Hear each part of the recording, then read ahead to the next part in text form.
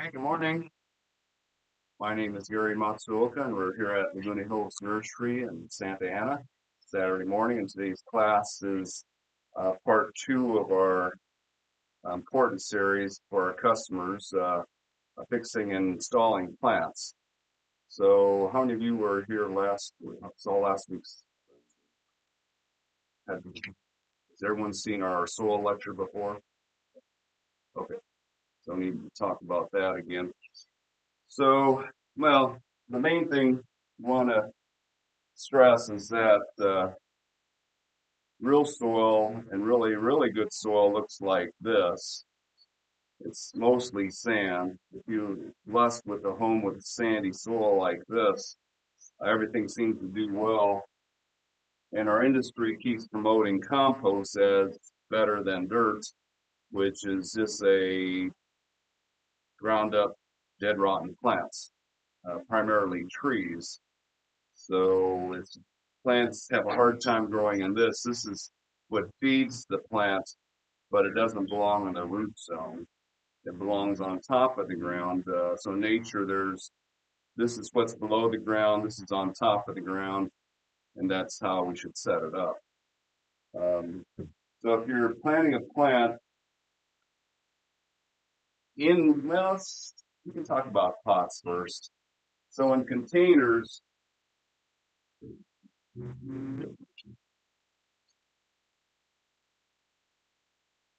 since we do have our perfect soil, our top pot, which is this one, the acid mix will work too. Um, if you're putting plants in pots and you have a perfect plant, all you really have to do is surround it with our perfect soil. Let's say you have a nice pot. But the main thing is don't bury it too deep. So if you're saying putting these kale plants into this container, you want to make sure that you put some soil down first. Top pot is fine. Then set the root balls on top of that.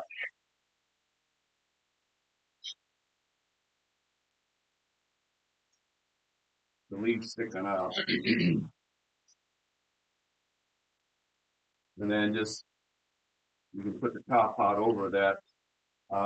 It's not critical that you don't cover this entirely, but don't get it too deep in the ground. Especially on plants like this that are seedlings, the seeds can vary from on the surface to an inch deep, and they'll decline to that level. So you've got some leeway here, but you want to make sure they're not too far from the top. And do note that most soils will settle a bit. Even our soil will settle maybe 5% when you water it, maybe 10% max. So you want to compensate for that. And if it drops a little bit low after you watered a few times, fill it back up a little bit. Now, when you're putting plants in pots and you're using an artificial soil like our top pot, this has not been on the surface of the ground. Well, that's not true. There's some sand here, but just to play it safe, it's nice to get some of the organisms back into the soil that have always been in the soil to help these plants get their nutrients. So we would put there's a lot of products out there like this one, Root Zone mycorrhizal fungi with beneficial bacteria. All the Dr. products have the mycorrhizal fungi and the beneficial bacteria, and even not this one. Okay. So these two are two that we sell that'll introduce the bacteria back to the plants. Now, it just so happens I put the wrong plant up here because kale doesn't really like that stuff. It'll work with the bacteria, but not with the fungi. But that helps take the fertilizers you apply and break them down and allow the plant to get them. So if you just put this in a pot with our soil, there's no nutrients at all there. You've got to add the nutrients, and then it's nice to add something that breaks the nutrients down, especially if you're doing organic. Now, when we first pot a plant, we put some osmocote in the plant first, along with this. just because we know this is going to work today, the organic products may take a week or two to start working. So if you want things to grow a little faster with no, with no wait time, then something like this, we know this isn't the best in the long haul, but this is the best of the chemical fertilizers, slow release chemical fertilizers. It's got 11 minerals in it, whereas most chemical fertilizers might have five, might have four listed, five listed, but 11 is pretty much, I think there's 13 essential minerals, and generally this would have a few of them in them. So this has got the most important ones that plant needs. And then water thoroughly right away. I mean, that's the most important thing is when you plant something, the rule we have learned, it says within 30 minutes of when you plant it, make sure it gets watered. I don't like to wait that long because if the soil you have is dry and the roots are exposed to it, you can lose some of your root system pretty quick, especially if it's a hot day. Today, not, with the fall weather, it's not so bad. Now, if you're planting in the ground, let's say you have,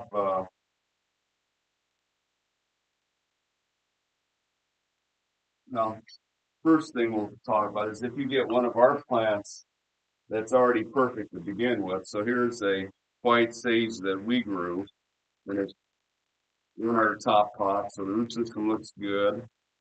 You can see the white rock in there that tells you it's our stuff. White rock, it's got the pumice rock, um, sand, perlite, peat, and charcoal.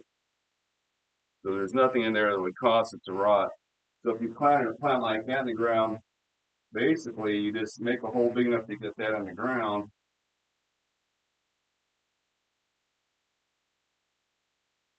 If the plant's thick enough, use the extra soil to make a little berm to catch the water with the hole. So you dug out a hole, just make a berm around there and water it there, fertilize it in there, and you're good.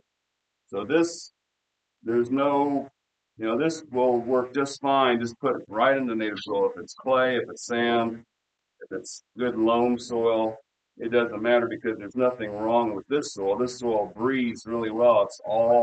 It's mostly rock in there. So the air goes through there, even if it's surrounded by clay, you don't have to worry. It won't rot it. So rotting, as we mentioned last week, is due to wet compost rotting around the roots of the plant. I mean, if your yard was really low and clay and the water sat there for 2 or 3 months after it finished raining, then you might have trouble with this plant. In that case, you'd want to raise the area up, you know, make a little hill there and put our plant on top of that so that the water won't collect it. You don't want water sitting for more than, say, a week around a plant if it's sensitive to that. Most plants we're finding aren't that sensitive to water sitting around them. I mean, the things we worry about the most would be cherry trees, persimmon trees, avocado trees. But I've got a friend who's got an orchard that's solid clay, and their avocados get underwater for, well, it's muck when it rains there, and the tree would still look pretty good. They're not in the lowest part of the orchard, but the orchard is pretty flat, and they get runoff from the school next door, which when it's raining, it looks like a marsh for a while. So as long as you don't have the compost in the ground, you're probably not going to have any trouble just putting in the soil if you've got a perfect plant. Now the other perfect plants that you can get would be, bare root trees. They come with So the bare root trees we sell just have a trunk and then the roots attached. And you just, the nice thing about bare root trees, they were grown in the ground. In fact, most bare root trees are grown in fairly heavy soil. They do that for a purpose to keep root systems shallow. So we used to get bare root plants from a place out in Hemet, and it was Howard's of Hemet, and they had really sandy soil out there in Hemet, and they used to send us bare roots. There were trunks with roots that went straight down, no side branching at all. So to get them to us, they'd have to cut off most of that root. So it looked like a big giant carrot because the soil there was too loose. So and too airy, so the roots went straight down. So you don't get much root when you pull that out of the ground. So most of the growers who grow bare root trees for us have a heavier soil. So most of the roots would be situated in the right place within a foot of the surface. I would say most bare roots we get, they're less than a foot deep. So in clay, they won't suffocate because they'll be still fairly close to the surface. So if you do get a bare root plant, don't bury it too deep, only because your roots might suffocate if they're too far down below the surface. And they don't suffocate immediately. It takes a week or so to use up all the air down there, and then they're in trouble. Now, if you want your soil to breathe better, so the advantages of clay soil is that it holds water better, holds minerals better than sandy soils do. But if you have more air in the ground, the plants grow faster. So if you wanted to aerate the soil around the plants that you install to make them grow faster, the way to do that, you can either, now both our soils here are at least 50% rock. So you can mix them with the ground as a planter mix or amendment to the soil and make the soil around your plants more airy.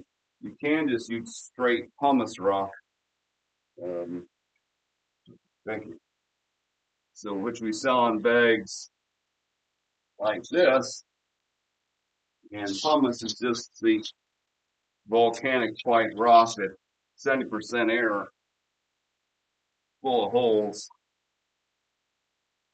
So if you can have the worst clay in the world. Generally, the worst clay around here is only about 40 to 50% clay. Um, but if you had 100% clay and you made it 20% pumice, the research says that would make it airy. 1/5 volume of your clay with pumice, it would make it breathe better. But we often tell people, well, do half and half, and you'll have a real airy soil, and your plants will grow fast. You might have to initially water a little more frequently, but in the long run, it'll get them off to a little quicker start. So, sand will do it too. Sand, what we've been told is you have to make, if you had, I'll say, typical 40, 50% clay that they have, say, in Los Alamitos or Fountain Valley, you'd have to make it 50% sand and do the same thing as 20% pumice. So the problem with sand is, if your ground is this level and you make it 50% sand a foot deep, then your soil is now a foot higher. So, but the raising clay up does help too. So if you want to do that and make a lot of raised beds, raise up your whole yard, just be careful around your house walls not to raise it up there. But that'll help out the speed of growth in clay also. Again, clay is not toxic unless you've got plants growing in compost. And fortunately, most of the plants you buy from any nursery around is growing perhaps in 50% and maybe 90. Seen some that were maybe 95. Yeah, I've seen some even worse. 100% compost. Some plants, even if they are in the not perfect soil, like these boysenberries, this isn't bad. Dave Wilson Nursery, who grows these for us, has pulled around with their soils to get them better. So a few years ago, these plants were coming in. Um, this is just a little thing to keep the weeds from growing. So they were coming in bark, which wasn't working well. Uh, so now they've got more of a mix of peat, perlite, and sawdust, which is not quite as bad. Might be, yeah, I still see some wood chips in there. So it's not as bad as pure bark. At least they're using peat and perlite. But the other thing about a lot of plants like boysenberries is that they don't stay in this stuff. So in a couple of years, this may be a dead zone. But in the meantime, the boysenberry is sending runners out to the sides and coming up in the native soil. So it's a plant that does this. A lot of the blackberries, boysenberries, raspberries will do this, and you don't have to worry about the fact that they came in bad soil. Um, Other plants, canna lilies, also migrate through the soil. A lot of lily type plants do migrate away from the central region of the pot. So with those plants, even if they come in bad soil and you put them in clay, well, if you put them in clay, you'd have to aerate it around there. So if you were putting one of those in clay to begin with, what we would probably do is put a lot of humus or soil around the sides of it, help it breathe better. And don't worry about fixing soil too deep. Plant roots in general in the cities, 1 foot uh, is about as deep as you'll see them go. You wanted to make the soil, like farmers like 5 foot of sandy loam soil, 5 foot of this type of soil on their farms to be perfect. But rarely do we see roots go below 1 foot, even in good soil. They rarely go below 1 foot. They just, we trample on the soil too much traffic over the city soil, so they can't breathe that far down.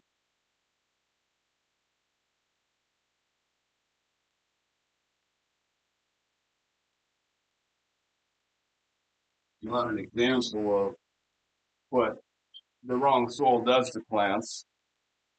So this one's in about 90%, yeah, about 90% wood product. And this one, we switched it to our soil.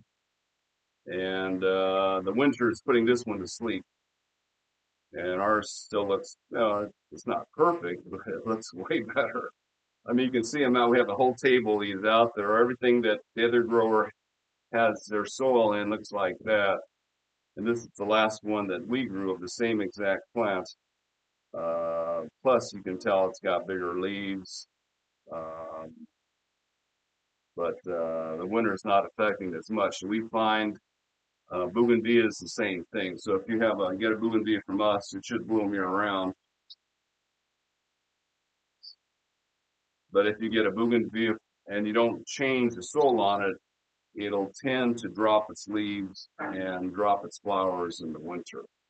So, and we think that's because the soil right below the plant is so bad that all the roots on this plant are near the surface. They can't live in this soil anymore after a while, so all the roots are so close to the surface.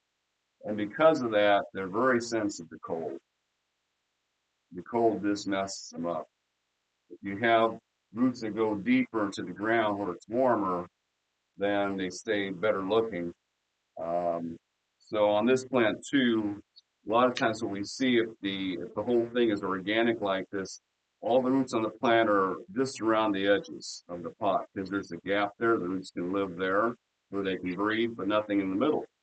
Well, the problem is the outer edge of this pot is much more sensitive to cold than the middle of the pot. So we think that's one of the other things that cause them to go to get really ugly is because the roots are too exposed to the cold also. Whereas this one, the roots are probably in the center. This one, I would imagine the roots are around the,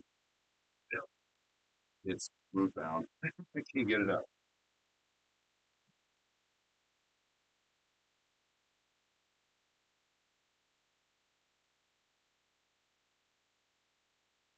So say you have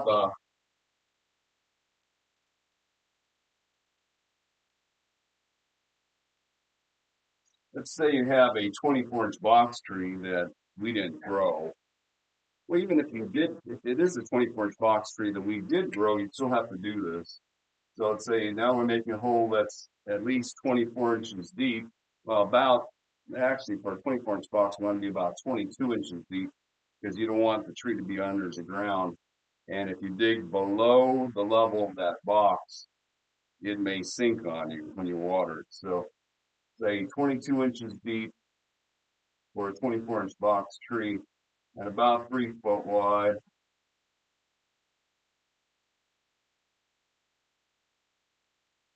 And then generally when you work with 24-inch boxes, you can knock the bottom boards off. They're hammered in, and then just set the whole thing in the hole, box and all, the rest of the box in there with it. It has bands on the sides of it. You cut the bands with the wire cutter, and the sides just fall off, so that it's now sitting in there with the soil. See, the box was sticking up like this, but the soil was right about here. We've got this 24-inch box with the tree in it like that. We've got about 6 inches or more on all sides. Um, so one of the big problems with 24-inch boxes, they're just too deep. So the roots, because this box was very arid, the roots are all the way down to the bottom, probably more at the bottom than the top. Well, in nature, they would end right about here. So we've got to keep these roots alive, and hopefully forever. And then the tree will grow its new root system out near the surface where it can breathe.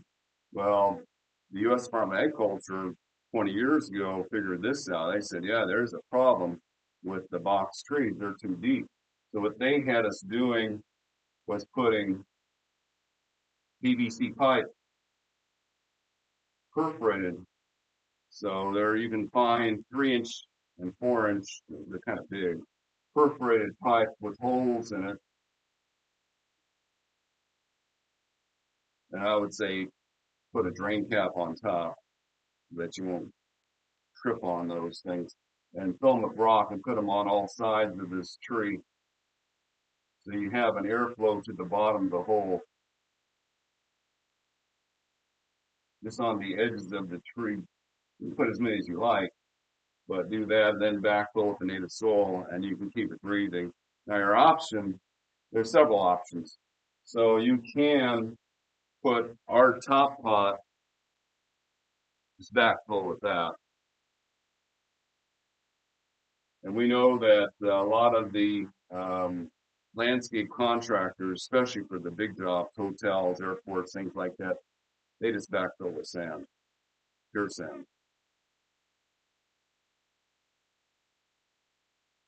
So that amount of air coming down all the way down to 2 foot or 22 inches deep not only will keep these roots from breathing, it'll also help keep any, if there's compost near, help keep it from rotting.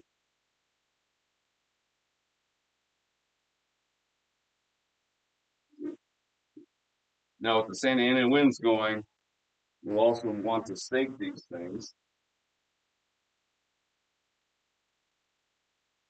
Most trees come with a single stake, and if it's Santa Ana winds, anything skinnier than this is just going to snap. There's just no way. The wind force on a 24-inch box tree is probably should be 70, 80 pounds of force easily, which would snap most redwood stakes. So the lodge poles are about the only thing. And usually you want to put two of them in.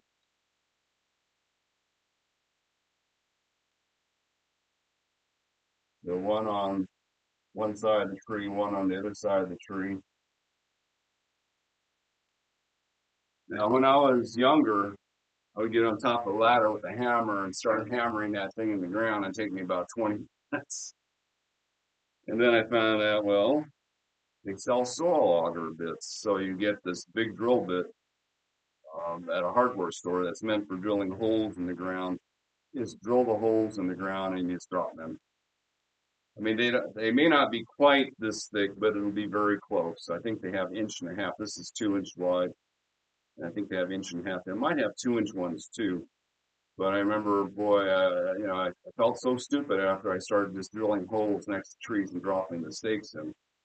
They do have um, things you can buy that fit over the stake with big handles on it. This big, heavy cylinder with handles. You can pound it in that way, but still, just you have an electric drill and you put the auger on there and drill the hole. It is much easier. How deep do you need to drill on that? Oh, 1.5 at minimum. 1.5. The drill bits you can find are about 1.5. But that really helps. That, and usually on two sides, you want it to be perpendicular to the force of the wind. So if the wind's coming this direction, two stakes will share the load of the tree bending. And the way you tie them up, they have special ties for trees too. But what I like to do with my trees is um, put a whole bunch of green tape around the trunk. Just circle the trunk with green tape, make it real strong. I have the ropes hanging alongside the trunk, so the green tape is holding these ropes to the trunk, and then you just tie the ropes from the green tape out to the stake and tie and fasten it that way. So there's no rope around the trunk; it's just the green tape, but there's rope from the green tape to the stake to hold it in place. Um, I don't like the rope on the trunk of the tree, but the green tape is too stretchy to go from there to there. So you don't have, um, they actually make tree stakeholders or metal things that go like this, that that you can slip the tree in there at an angle and it'll hold it up on the thing that you have to nail these to the stakes. But I like something a little softer, better. I mean, all we're trying to do is prevent that tree from blowing out of the ground. So if it bends a bit, that's fine. Hopefully this thing is strong enough when you buy it not to break in the wind. Now the other thing, if it's really, really windy and you got a good canopy on this head, just thin it out. Just cut off half of the branches in there and let the air blow through it better.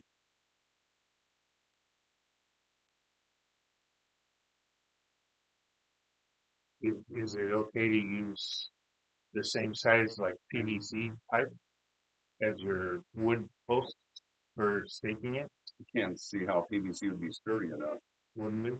Rebar probably. Yeah, rebar would. Yeah. And that wouldn't have to be nearly as thick either. It'd be True. easier to get in the ground. True.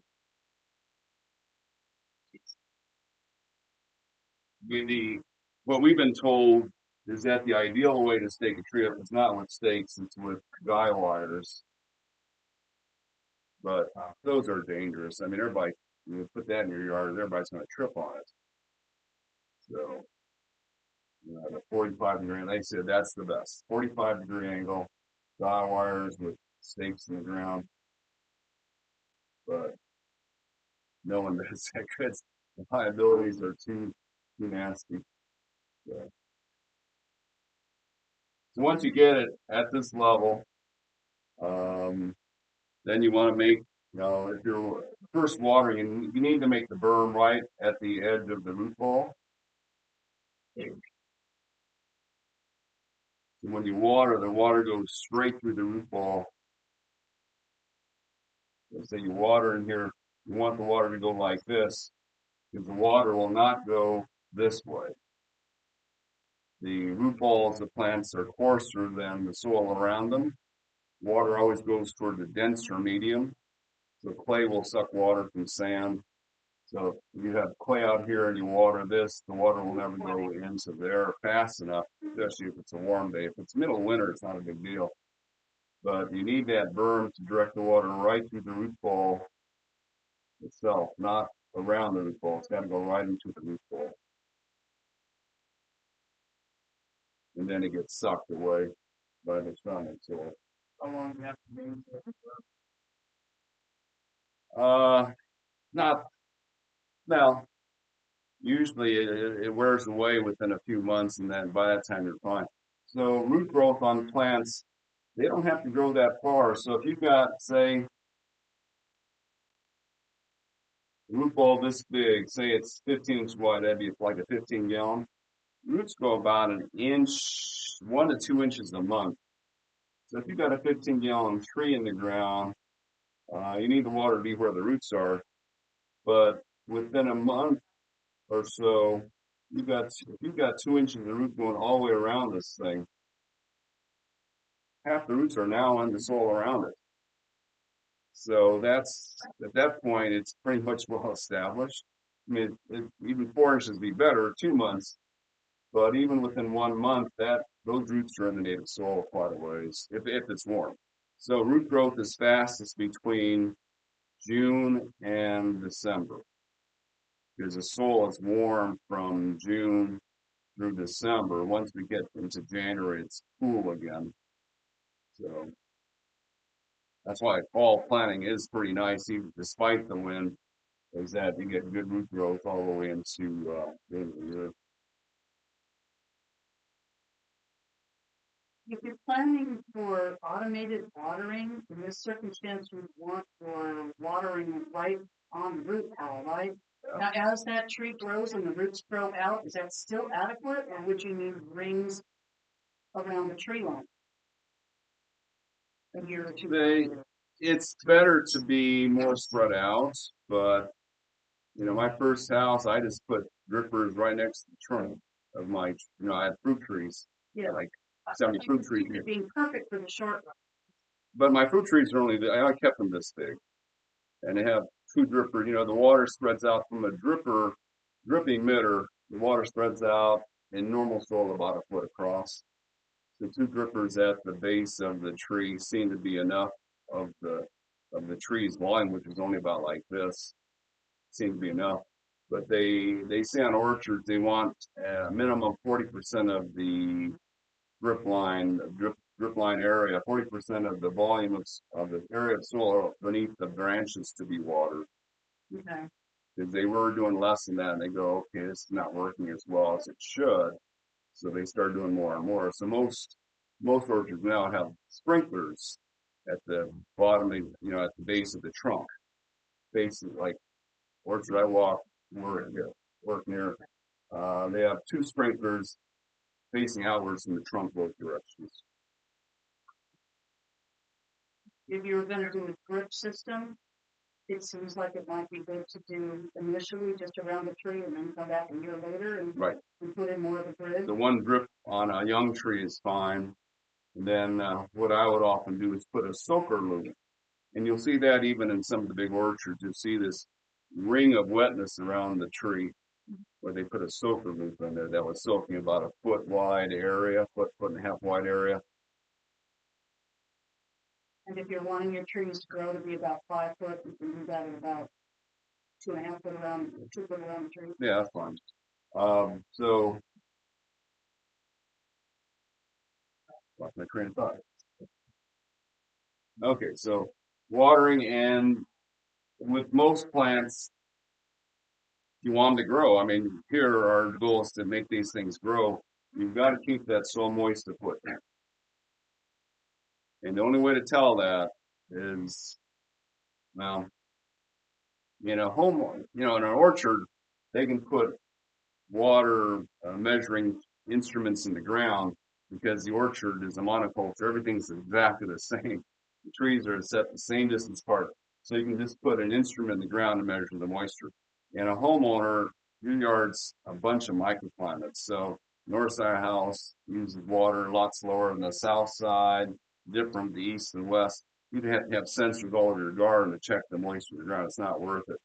So you just have to kind of gauge it, and you can't do it by sight necessarily, but if you have a stick about half-inch thick, piece of rebar about 3/8 to half-inch thick, you just push in the ground because no matter what kind of soil you have, unless it's rock, but if you got sandy soil, silty soil, clay soil, or any mixture of those. If it's moist, you can push a stick through it. If it's too dry, or if it's dry, you cannot. If it's too dry for the plants to get water out of it, you cannot. And what we like to see on all plants that are established, not the box tree, but most of your other plants, is that you, right where your plant is being watered, you can push that thing around a foot deep by hand. So in the old days, before they had all those electronic gizmos, the farmers would walk around with a piece of rebar, 4-foot piece of rebar, and then just push in the irrigation ditches and see if they get about between a foot and a foot and a half. They wanted to maintain it between 1 and 1.5 feet to make sure their plants are always growing, because that's their goal, is for that crop to form. Now, if you're not wanting them to grow, like if you have hedges that are fully grown, just watch them and watch them. Just when they start to wilt, you water them. But for a plant you want to grow right now, yeah, you got to keep the soil deep about a foot.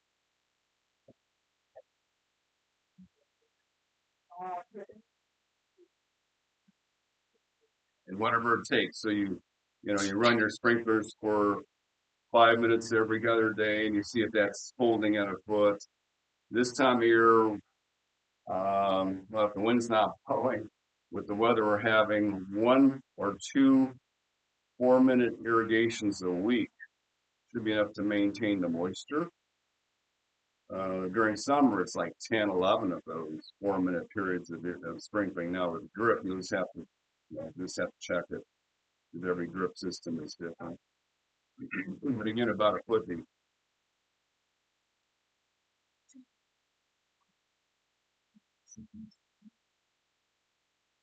So if you use different treatments, then you have to set a time different. Right. So you said 4 minutes. Well, sprinklers, we don't want to water with sprinklers more than 4 minutes, because it starts running off after that. 4 or 5 minutes is max, because then the water starts moving on you, and it may move to a low spot, so that the low spot gets way more water than the high spots get. So 4 minutes at a shot is a max they recommend. And then just water again an hour later if you need to. If you need to water 11 times a week in the middle of summer, that's for a lawn. Lawns need the most water. Then you've got to water 2 or 3 times on one day, which means that you go 4 minutes at 5 in the morning, 4 minutes at 6 in the morning, 4 minutes at 7 in the morning, and then you can skip a few days and do it again. Drip has treatments. Water. I couldn't tell you. You got to measure the moisture in the ground. That's what the stick's for. So you just have to say, okay, we're only 8 inches, so I got to water longer or more frequently. So and we'll talk about this next week too, but in agriculture, they find that the shorter intervals of watering they do, the more frequently they do, the less water they need to apply. So in the old days, because they only had flood irrigation, they'd open the floodgates and then drown the whole orchard. They would water once a week. So it was too wet for 3 days a week and too dry for 3 days a week. That was the problem. So now with drip system, they say, well, you water every day. You want to keep the moisture levels in the soil as even as you can. It'll dip a little bit, but there are some farms that went even further. Some farms using a drip system with computers, they say they're watering 18 times a day. Every hour in the Central Valley. This is in the Central Valley. Every hour it's above 80 degrees. The plants are using water. So they check 18 hours a day with their computers, and they will apply what the plant used the last hour, which wasn't much. So it's just on for a few moments, but they said they saved 30% of the water bill over what they used to do. No loss in crop, just even water. So again, that's for production plants. If you have landscape plants, you don't need them to produce. You just need them to be green. You can let them go bone dry or let them start wilting, and they'll be, you'll keep them alive with less water than that. But if you have vegetables, fruit trees, rows, things you want to be in production, it's better to water lightly and frequently. So once we get this all set up this way, then it's nice to throw the fertilizer on immediately. And again, we'll often do this. A lot of landscapers will buy this by 50-pound bags to do it, because then they won't have to worry about their homeowners garden for the next 6 months. And there's some of these that last even longer than that, 8 to 9 months. But you can also throw on the organic fertilizers, which are best in the long haul. Put them right on top. Um, a lot of people mix it in, but they need, this, where this stuff normally works is on the surface of the soil. The soil itself there's nothing going on in the soil. I mean, a lot of organisms live in the soil, but all the nutrients are applied in nature on top of the ground, and more air up here allows it to work better. Now this says to mix it into the soil, but I'd still rather put it on top, because the nitrogen, the most important thing in here, still leaches downwards with water. So if you put it at the bottom of the hole, your plant may never get it. So I'd rather put it right on the surface and then cover it with some mulch to keep it moist, and it'll work. But all the other fertilizers should be on top of the ground, because they need a lot of oxygen and all those bacteria and fungi which work at the surface to do the work there. So after you get the fertilizer down, then cover with some kind of mulch. It can be a nutritious mulch like this compost here, which has got green waste, chicken manure, wood products, rice hulls, a lot of different things in there. Um, or you can use, no one sells. Someone actually emailed me asking, where do you buy leaves? Because in nature, leaves is the best mulch on top of the ground. That's what's supposed to be there. But because there's no good source of leaves, consistent source of leaves. I mean, if you go to the landfills right now or the green waste places, yeah, there's a lot of leaves falling off the trees right now, but that's just once a year. And the people who make these bag products have to put down on the product what it is. Well, I don't know if you have just one source you can put down, like in the deep south, they got plenty of pine trees there. They can actually get big bags of pine needles, and that's fine. They can sell pine needles. And of course, 40 years ago here, we were selling oak leaf mold, because in the Sierras, there's plenty of oak trees, and they would just take those dead leaves and put them in bags and sell them. But there's no such source anymore. So you don't buy dead leaves. You do what you can. I mean, bark, not all that great, but at least it's covering the ground, keeping it moist, doing that much. Again, if you have a big yard, you can contact a local tree trimmer, and they chop up the tree leaves, branches, everything, and just have it dumping on your driveway. Of course, when they dump on your driveway, you get a huge amount. Unless you have a big yard, don't do that. They'll put a pile on your driveway this tall. So, I heard a landscaper tell me yesterday that if I were to go that route, I'd end up with palm seeds and all kinds of stuff I wouldn't want. I kind of doubt that. Do you? The last thing they want to grind up is a palm. It just clogs up the machinery. Right. So I doubt they would ever do a palm. It should be just regular woody trees and shrubs. You know, there could be a list of unwanted seeds in that. Well, there's always a risk, but uh, I mean, there's plenty of seeds around. I mean, if you want to It avoid, doesn't matter. yeah, it doesn't Irrelevant. matter. He said there's enough seed laying on the soil that you can sprout it and pull it off, sprout it, pull off 12 times. That's what I've heard. There's plenty of wheat seeds in the ground. Yeah, but when you're putting the mulch on, you're hoping to Right, stop. right. The mulch is important so that um, keeps your fertilizers from blowing away. It keeps this whole area moist. If you make the mulch deep enough, it also generates some moisture for you, which has been documented. If you have like leaves in a 25-gallon pot and you're growing a tree, do you need to fertilize it very often, or do you get can you get most of it just from Right. those leaves that are, because I've got like 3 inches of leaves on the top of the Yeah, soil. leaves are mostly nitrogen. So if you've got a big, nature works with leaves. And they're supposed to be an average of 5 inches across, I got 2 or 3. but 5 inches is supposed to be average around the world. 5 inches of dead leaves on top of the ground where plants grow. I mean, in the desert, not 5 inches there, but 5 inches of dead stuff on top of the ground is supposed to be the average. And we listened to a seminar by an orchard up north that was putting 1.5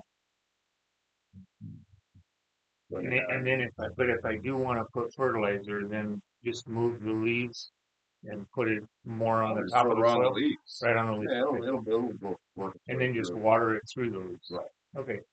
So back east or in a lot of places in the country, they'll warn you about putting compost too close to the trunk. Well, that's because everybody's planting plants that are almost 100% compost down here. You put compost on top of compost, and you're going to lose that tree. You're just going to rot everything out. So that's their problem, not our problem.